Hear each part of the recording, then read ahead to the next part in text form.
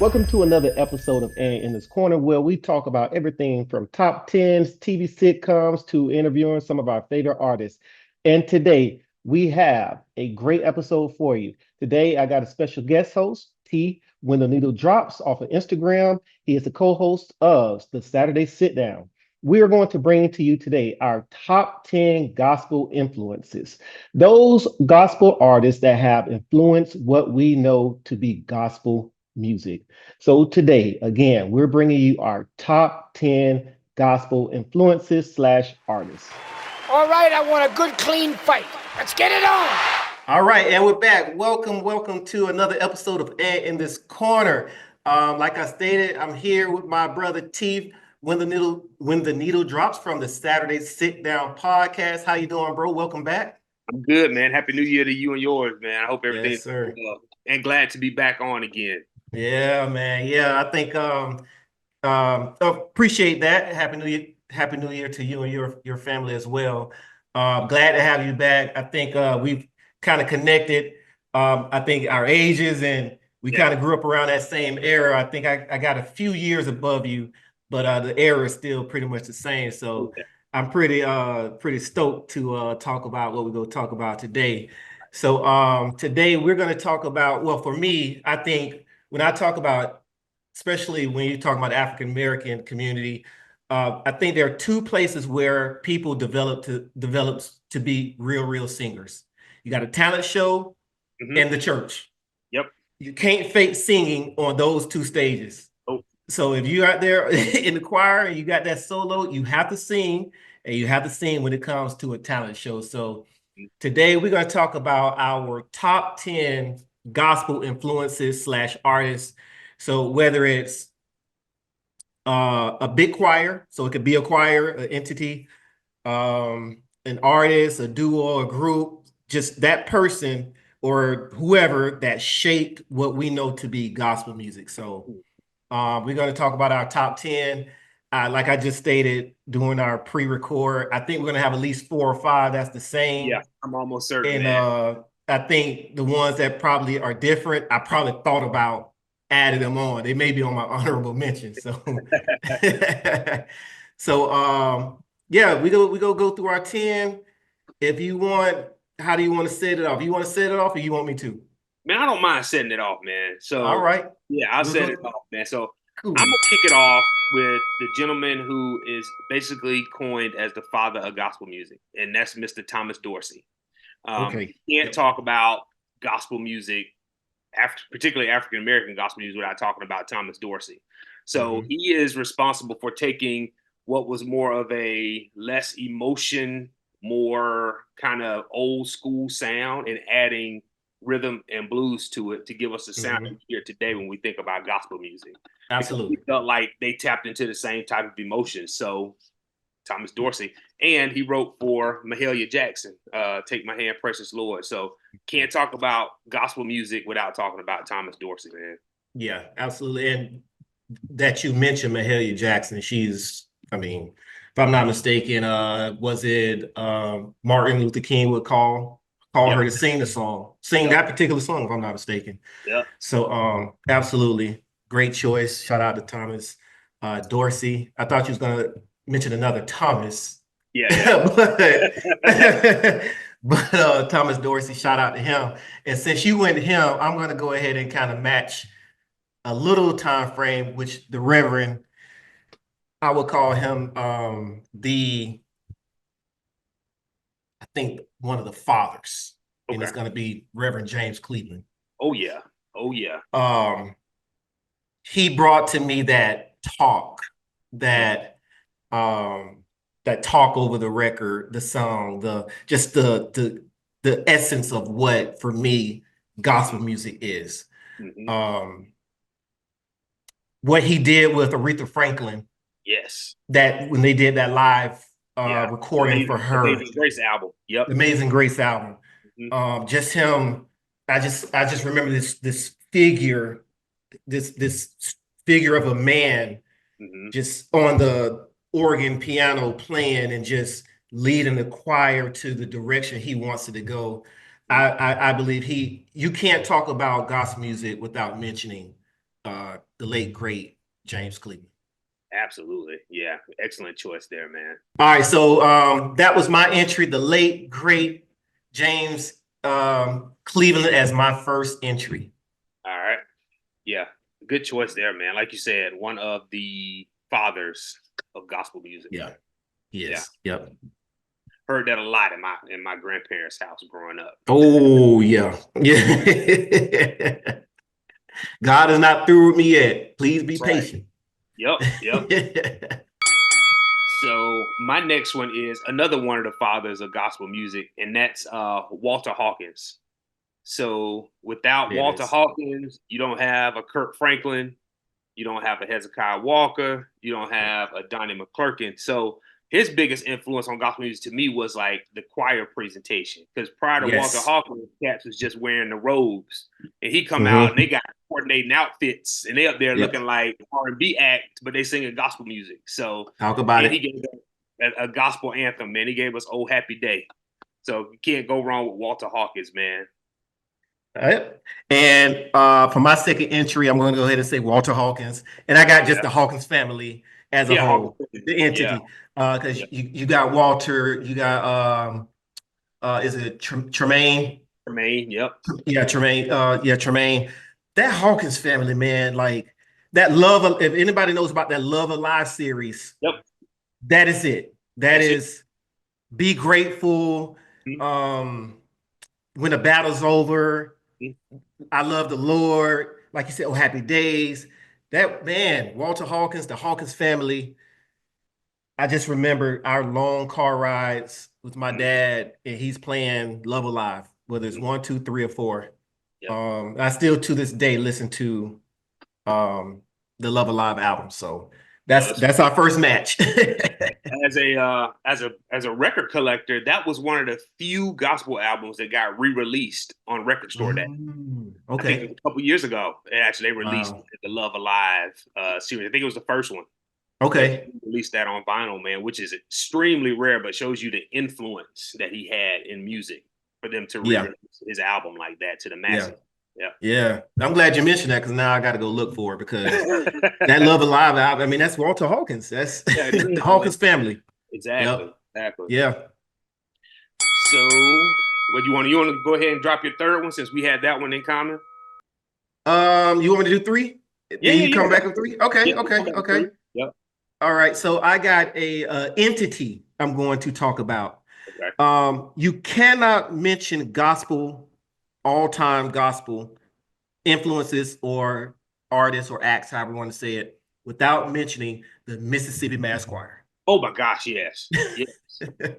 Yeah, we didn't have that one in common, but you're absolutely right. Yeah. What Mississippi Mass Choir did, a lot of gospel artists used them when they wanted to do their albums. I know Frank Williams did it. I know James Moore did it.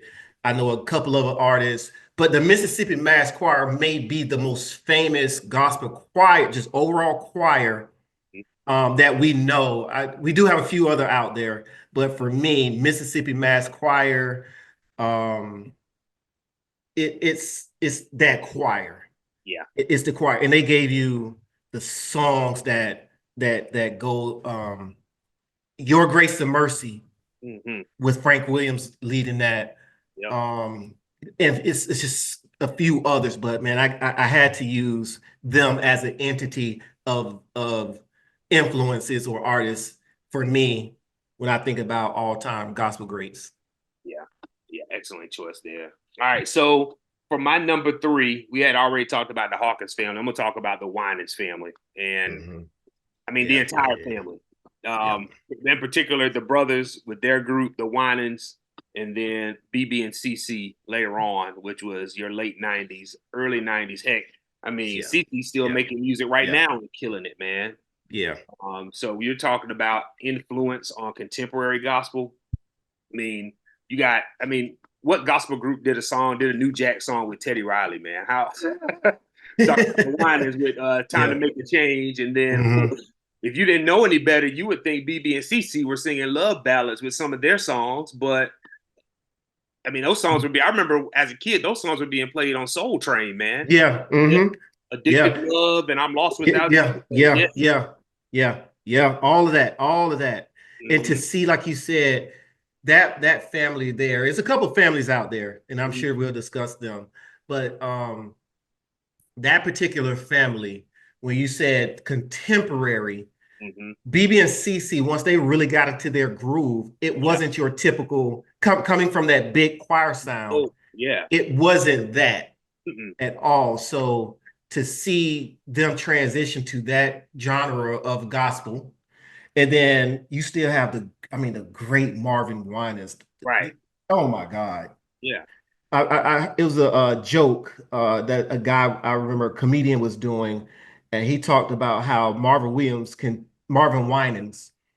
turn the ABCs into a gospel song. Oh, yeah. That's him. Yeah. Man. So that man is, the family just oozes of just music and talent. Man. And like what I love, especially particularly with CC, how BB and CC's their friendship with Whitney Houston and some of the things they did with her kind of introduced them further into the mainstream. Mm-hmm. Yeah. Yeah. Yep. Absolutely. And again, since we're talking about that, my fourth entry, I got the Winans. I'm gonna go ahead and say the Winans because I have it on my list. So there's no more we need to talk about right there. So what we got two matches so far. Two in common. Yeah. We got two in common. My next one, I think we've been giving the men a lot of praise. We haven't really talked much about women. So you can't talk Black gospel music. We probably got this one in common is Mahalia Jackson. The mother of gospel music. Hands down. Like you said, Dr. King would call on her to sing at his rally and finish off his speeches. I mean, in fact, if it wasn't, she's the one who prompted him to go into the "I Have a Dream" portion of his speech at the Great March on Washington. Absolutely. She would say, I mean, you can actually kind of hear in the background if you get some good audio on that. And she's like, "Tell him about the dream, Mark. Tell him about the dream." So yeah, man, like she was the first probably like female gospel artist to really become a household name, and that wasn't just Black folks, but white folks as well. People knew folks as well. Yeah. And I love her. It's again growing up. Every December, my dad played her Christmas album. It never fails. Every year it's played. So you got to give it up to Mahalia Jackson, queen of it. I had her. I did have her on. Okay. But I made a last minute change. But I definitely have her. I had it. Okay. So since you went there, I'll go ahead and put my fifth entry. And since you introduced her, I'll go ahead and introduce Shirley Caesar. Oh yeah, she was on my list. That's one we got. Yeah. If you got Mahalia as the queen, she's gonna be the mother, I guess, or she's something Duchess, or she's right there. Shirley Caesar, she probably would be, as far as when I was really into the gospel, age-wise, she would probably be my queen. But I do give reverence to Mahalia Jackson because I know that's who she is. But Shirley Caesar, Hold My Mule album was the first one. I just remember just the whole, we had the live concert on VHS, watch it all the time. If I'm not mistaken, was it Whitney Houston's brother song background with her? I think so. I think was it Michael? Yeah, I think it was the brother that sang background to Shirley Caesar. I can do a fact check, or the audience, they could fact check me or whatever, but I do believe that was who that was. I remember Mama in Old Fashioned Way. I get, oh my God, just it's Shirley, like Shirley, man. That's all you can say. Yeah, it's Shirley. When you listen to Shirley Caesar's music, like one thing I always liked about her music, she was gonna preach somewhere in that song, whether it was in the beginning or like middle. She was gonna get you a little mini sermon to go along with the song too. And the song I'm thinking about was No Charge. That's it. Yeah, that's it. No charge. So That's my fifth. I'll go ahead and it's Shirley, man. It's Shirley. Yeah. Shout out That's, Shirley. that's one we had in common for sure. Okay. So one person I'm going to give props to. We talked about influence. Okay. She is what's called, she's considered the queen of soul, but she got her start at church, and that's none other than Aretha Franklin. Aretha Franklin. Yeah, you got to that's talk a good about one. Aretha Franklin. Like I said, she was a gospel artist before she was a soul singer, soul R&B singer. She released gospel albums with her father, Reverend C.L. Franklin. Also, like you said, her work with James Cleveland, Amazing Grace, the movie, the concert movie, the album release, still to this day, best-selling gospel album of all time. Yeah, she still had her foot in the gospel world, even though she became popular as an R&B singer. Yes, you can't. A lot of people we really can name, but like you said. Again, a lot of these people you talk about soul and R&B, they started in church. Yeah, that's where they started. Yeah. Again, and that's where that first learning of how to sing. That's where it happened. So, excellent choice. Shout out to her. I love her, Aretha Franklin, and so forth. I think it's my sixth entry. Sixth. Yeah. Influence, you got to name them. They had a movie about them, biopic, the Clark sisters. Yeah. I think when you talk about the Clark sisters, you know how the verses the verses that it could be Clark sisters versus the Winans. When you talk about a family, they put it out there. You got from the mom, with Miss Dottie. Miss Dottie, right? Dottie, is it Dottie? Yeah, Dottie, Miss Dottie. Yeah, Dottie Clark. Yeah, Dottie. The way that Twinkie, and I love the organ. Coming from where I came from, Church of God, Pentecost, all of that. One thing, you have to have an organ that's screaming. And that's one thing that she's going to do. That organ is going to scream. She put the things that she was doing 30, 40 years ago, they're still trying to catch up to do now. Still trying to get there. Still trying to do it now. And then just all the everybody can sing. Everybody can sing. Yep. Well, and I think for me, one of my favorite songs from them would be probably Endow Me. Probably be my favorite song from the Clark sisters. But when you're talking impact and you're talking about our most influential people, you have to mention the Clark sisters. You got to mention them. Got to. Yeah, good choice there, man. You can't forget. Of course, everybody knows you brought the sunshine and what that did on the Billboard charts and how popular that song was. Like, again, another gospel song that kind of made its way into the mainstream. Yeah, man. Karen and all. Oh my God. Yeah, you just gotta. Oh my God. All right, I'm gonna go with another influential group. I put them on my list. You probably have them too. I got them. They probably because these gentlemen. I got them. They influenced the sound of 90s male R&B groups. So I'm going with Commission. Commission. I knew it. Yep. Got to talk about Commission. Harmonies were always tight. Again, like you talk to any R&B group of the 90s and you ask them who their influences are on their harmonies and some of their ad-libs, it comes directly from Commission. Yep. Got to.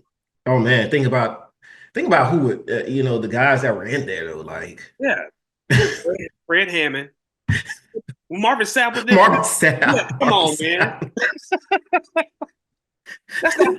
That's not fair. No, you talking about the Avengers at that point. Yeah. Gospel music Avengers. Yeah. I mean, like you said, they are. If you just strip away genres. They are the building blocks for the groups that came after them, and definitely got to give a shout out to those guys, man. They were on my list. I already knew where you're going. Had to give it to them. So shout out to them. Yeah. You have to mention Commission. Exactly. They influence, I'll say they influence the sound of a generation. Not Absolutely. just a particular time. We're talking about a generation. Like R&B male groups are still trying to emulate those sounds from 30 years ago. To this day. Yeah, to this day. They are. Yeah. I mean, that's a good choice. Like I said, I had them on my list as well. So yeah, yeah. You just did what one, two, you just did your 7? Yeah, it's my 7th. Yeah. So it's on 8, right? Yeah, we're on 8. We on 8? Yeah. Okay. I gotta mention him. You knew he was coming up. Yeah. I was trying to hold off, but I know he's on yours too. Go ahead and give it to Kurt. Kurt Franklin. You gotta give it to him. Got to. What he did, my first time ever seeing Kirk Franklin, my dad had this old VHS tape, DFW Mass Choir. They had a live recording. Yeah. Kirk Franklin directed a song. He directed the choir. He was on the organ playing, piano playing. Like you would see him throughout the taping. You knew something was up with him. Like very charismatic, animated as he's directing the choir, looking around, and you got to mention. I mean, it's Kurt. Like from what he did and the whole took it, and now you know, as he say, radical, and now you got Stomp being played in clubs and yeah. The video, I remember the video would be in the top 10 on all the video countdown shows. Yeah, yeah. Like that's unheard of, man, for a gospel song to make that kind of impact and cross over. I mean, it was on Stomp was being played on MTV. It was. Yeah. That lets you know there. He's worked with countless artists. Yeah. Across genres. I know. Was it the is it Count on Me? Yeah, Count on Me. R. Kelly was in, and I think he had a gospel. He had a country western artist. I think he was in there as well. Yep. It's Kirk, man. You know his mind. Yeah, brilliant. It's brilliant. Yeah, that's the only thing he said. And you know, of course, in the '90s, man, every if you were listening to gospel music heavy in the '90s, everybody had a copy of that Kirk Franklin and the Family album, man. Everybody. Yeah, everybody had it. Yeah, The Reason Why I Sing and Silver and Gold. Golly, yeah. Yeah, you just play it. You just play it straight through, man. And I was play it on my days. Like, I don't necessarily consider myself a great singer at all, but being on a choir as a teenager and like, yeah, me too. Basically doing the entire, every Kirk Franklin song off that album, we performed at some point. Yeah. Yeah. And then the Christmas album with Now Behold the Lamb, and man, seeing how David and Tamala Mann came from out there, and you know, Barry and I, my co-hosts, we were fortunate enough and blessed enough to interview Tamala and David Mann, and I talked about the recording, and it like, well, what you know about that? Like, yeah, I was watching it, and they gave a little background about how he was coming up around in the DFW area, Dallas Fort Worth. So they said they knew it was going to happen. They knew it was going to happen for him. So yeah, shout out Kurt. Yeah, and one thing I do love, like you said, man, he's worked with everybody. I still remember him getting a lot of heat for working with Kanye West on his album.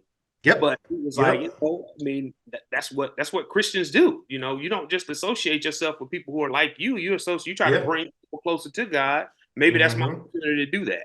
Yeah. So I mean, he got a song with Lil Baby, so hey, you know, what Pepper? He had Pepper on Stomp? Was it Stomp? Yeah, Stomp. Shout out to Kirk, man. Really? Shout out to Kirk. Musical genius, in my opinion. Genius. Yep. All right. So I guess I'll go next, man. Where we at? We at 8 or 9? We're at 8. Okay. All right. So my next one, man, I'm gonna go with Andre Crouch. Can't go wrong with Andre Crouch, man. I chose him because to me, he helped take Black gospel music and introduce it to other cultures, because his group was multicultural. It wasn't just Black gospel singers in his group. He had white, and I think he had a Hispanic gentleman in his choir or his band. So he made Black gospel music multicultural. He introduced it to the world. So it introduced to worldwide audiences. So some of his live albums are just amazing. Mm-hmm. Yeah. You got to talk Andre Crouch. I remember I distinctly, like you said, I wasn't a singer, but I had to be in a choir. One Mm-hmm. of my cousins, one of her songs that she would always sing is "We're Not Ashamed." Mm-hmm. That's him. That's Andre Crouch, and that bloodline is very strong Oh because yeah. his nephews, Keith Mm-hmm. Crouch, did a lot of Brandy. work with Brandy on her Yeah. first album. Mm-hmm. And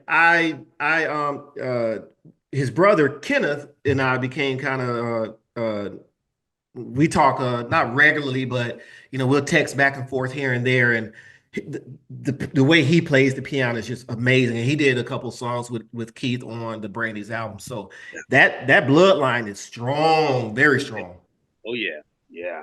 very And strong. I got to give props to Andre Crouch for the Color Purple soundtrack because he worked with Quincy Jones on that, particularly Talk about it. trying to tell you something. Gosh. And then choir arrangement and Michael Jackson's Man in the Mirror. Like, yeah. And we're talking about a gospel great, and Oh he's yeah. with working on these phenomenal things, Mhm. like you just said, Man in the Mirror, and you said the Color Purple soundtrack. So Andre Crouch is one of the greatest Oh yeah. songwriters. I Oh mean, yeah. and I don't even talk about genres, just songwriters in general. Mm-hmm. Um, almost like a Stevie kind of like Yeah. just I don't know why that just popped in my head, but I don't know. Maybe it's a bad analogy or whatever, but in my head, man, that man is amazing. Yeah. He is. Shout out to Andre Crouch. That was a good one. Um, so we're at 9. Yep. We're at 9. I mentioned Kirk. We mentioned Crouch. There's no way I can leave this guy off. JPK, John P. Oh Key. yeah. Oh man. Ain't no, is it, you can't have a list without John P. Being from the Carolinas, You can't. I mean, those songs were in heavy because he's right there in Charlotte, so He those songs is. were in heavy rotation on stations Mm-hmm. here in South Carolina, man. Mm-hmm. Mm-hmm. The album, what's the name of that album? Everybody had the album. Like you Mhm. said, everybody had the first Kirk album. Mhm. Everybody had that John P. Key album. They had with the yellow on. Yep. Um, oh my God. It had my favorite song off of that album um is The Anointing. Okay. The Anointing. Favorite song on that album. But we know Jesus is real. Yeah. Yeah. That album, They, everything he did after that, yeah. amazing. Hmm. Yeah, I remember folks like when John P. Key blew up. I remember people would make special trips because we probably live where we're situated in South Carolina. We're north, like upstate corner, kind of the Okay. northwestern part of the state. So we're like an hour and a half, 2 hours from Charlotte, which is where his church is located. So Okay. people Okay. make special trips to go to his church and watch his Nice. perform and hear him preach. I mean, that's how big of a deal John P. Key was in the 90s. So how were you mesmerized with some of the singing, the Yeah. choir, the okay, Mhm. Yeah, sure. man. Yeah, yeah. Mhm.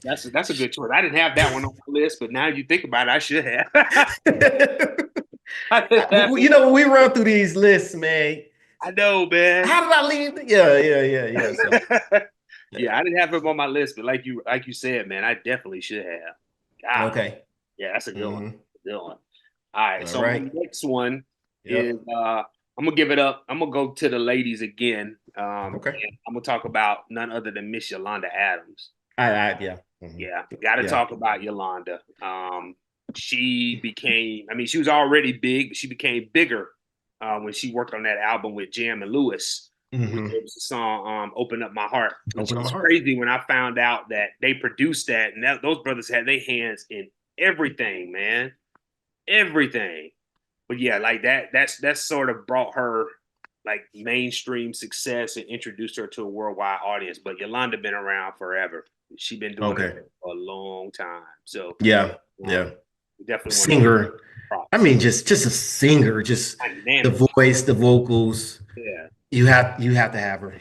Yeah. Um, And it's funny when they do R&B artist tributes, you'll often see them bring on she does. Yes, same. she does. Yeah, every single time.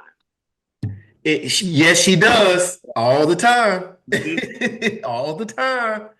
So that just tells you where how far her influence stretches, man. When secular artists want her to come and do tributes to them. Yeah, yeah, Yeah. yeah. Exactly, exactly. And every single time, it's typically at an award show. Yes. He tears it down like Uh-huh. it's Yolanda Adams. Yep. And you Yep. know what? Singing it's just not. It's across. Singing is across genres. It doesn't Right. matter where you're singing as long as you can sing. And Hmm. she's one of them. Yep. So that's a Yep. great choice. And I actually had That's her. the thing that people don't talk about. When we talk about gospel music, man, you got to talk about, particularly its connection with R&B. Like Yeah. that's where like church was the training ground, and that's where people learn how to connect with emotions and Mm-hmm. get people's attention and pull them in and captivate them. Those are their first audiences. First So time. yeah, and Whether they you 5 easily. years old with the microphone and same baby, and everybody Yep. like, Mm-hmm. come on. Yeah, But it gives you the stage presence. yeah, That is your training ground. the training ground. Yeah, That's your so training ground. yeah. Absolutely. Mm-hmm. Yeah. Great choice. Wonderful choice. For me, my 10th choice, he is my all-time favorite gospel artist. Anytime we do an interview and they bring this guy's name up, have to stop them and say, hey, this guy's my favorite gospel artist of all time. Um, the late, great, rest in peace, Reverend James Moore. Oh, okay, okay. Um, when it comes to just natural singing, whether I can sing any octave, my voice can run here and there. I always go back to James Moore. He did a lot of work with, excuse me, Mississippi Mass Choir. A couple of recordings with them. You see him pop up a lot here and there, and a lot of people give reverence to him. Yeah.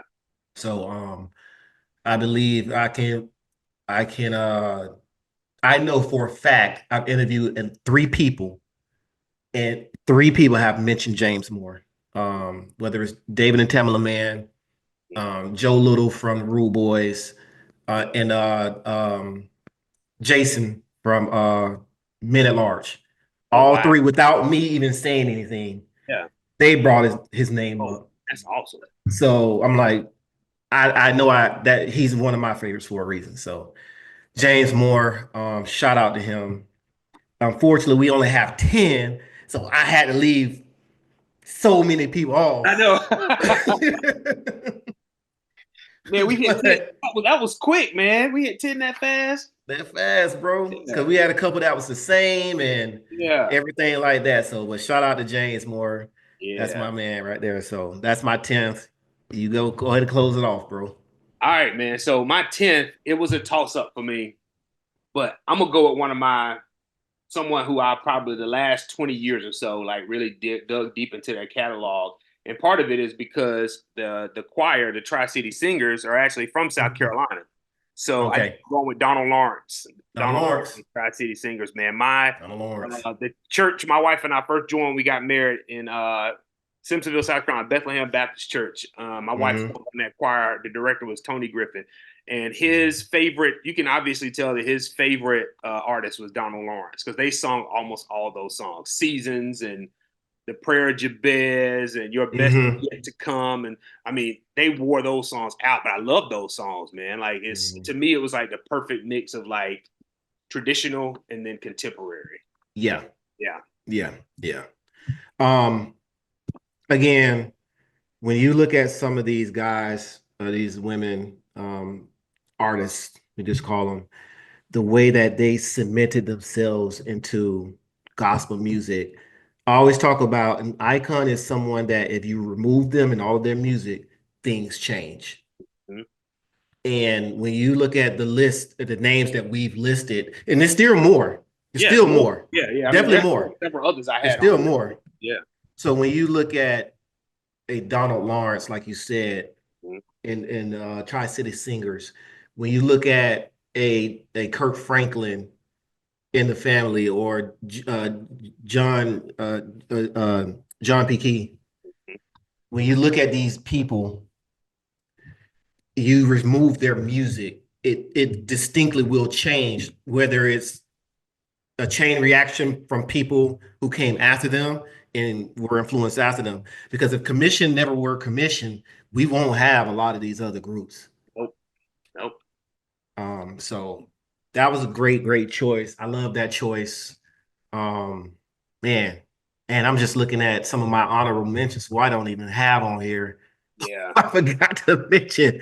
And I'm just like, oh my God, how can I do it? But we gonna give them some shout outs. We gonna give them some. Who you got? You want me to go on my honorable mentions first?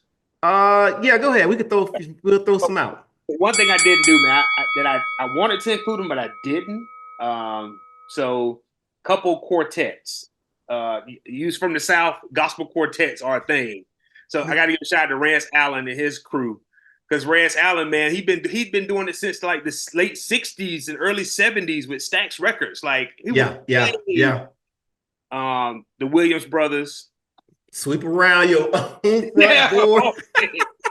When I tell you that song, I had commented, somebody had posted that on a music page or something on Instagram. Yeah. And I commented and I said, man, this song went platinum in my grandparents' household. My sure did. grandmother loved the Williams brothers, man. You remember the video? Yeah.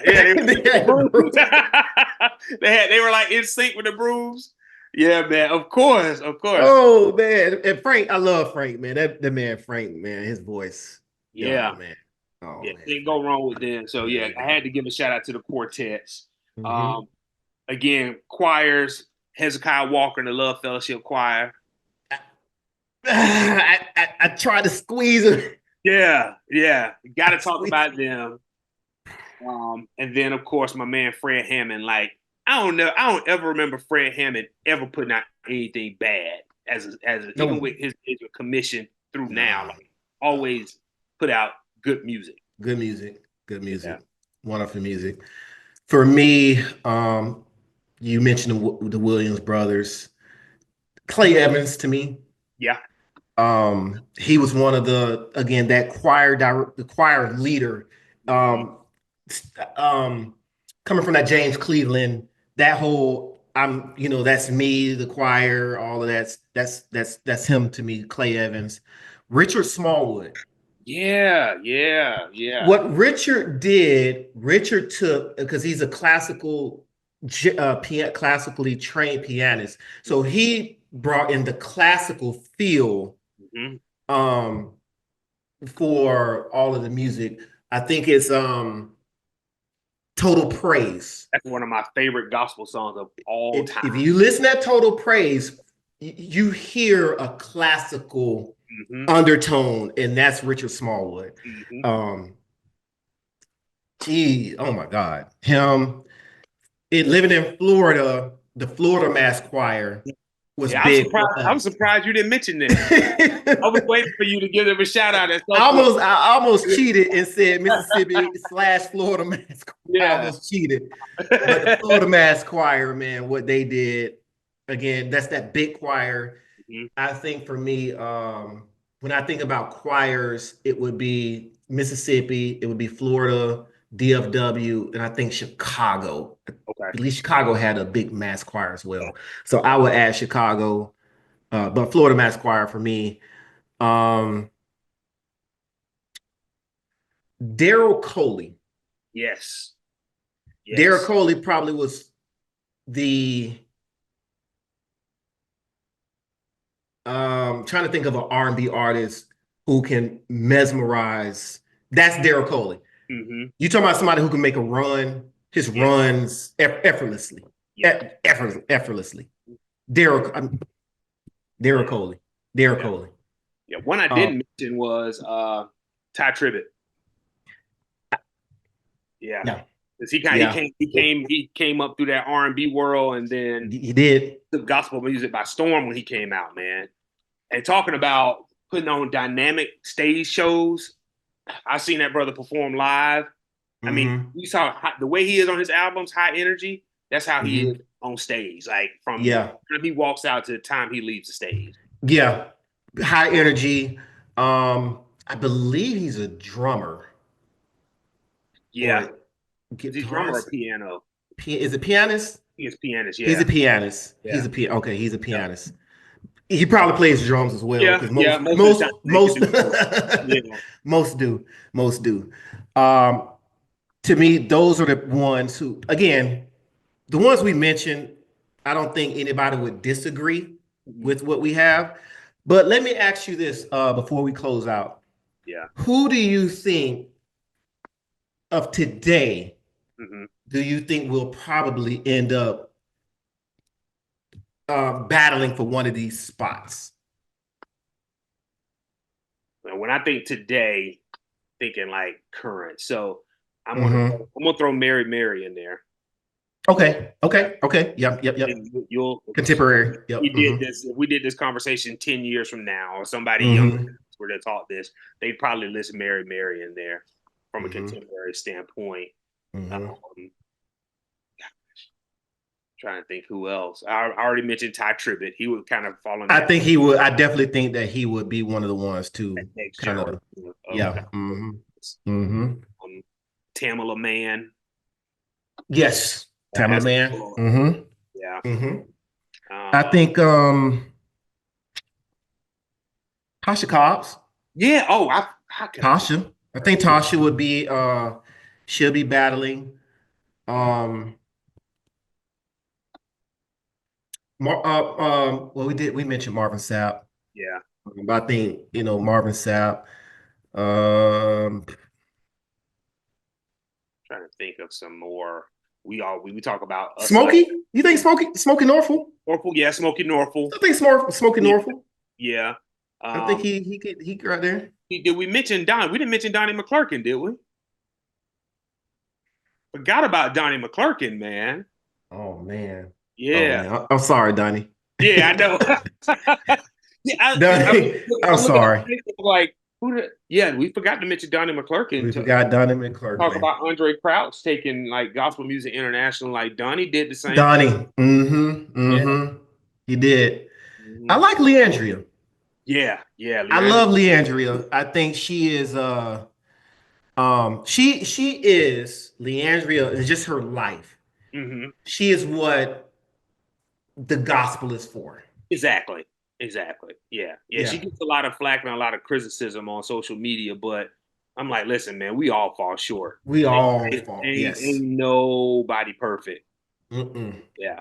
So if anything, the message becomes more relevant because it's coming through her versus somebody who Yes. appears to be perfect. 100%. And now that I think about her, I gotta say Kim Burrell. Hmm. Hmm. Same thing. Yeah. Man, the way she sings is Out of this world. just mesmerized. And rest in peace, Whitney Houston. Yeah. She would have. Oh my God. Always say like, yeah, after listening to the Preacher's Wife The soundtrack on pre.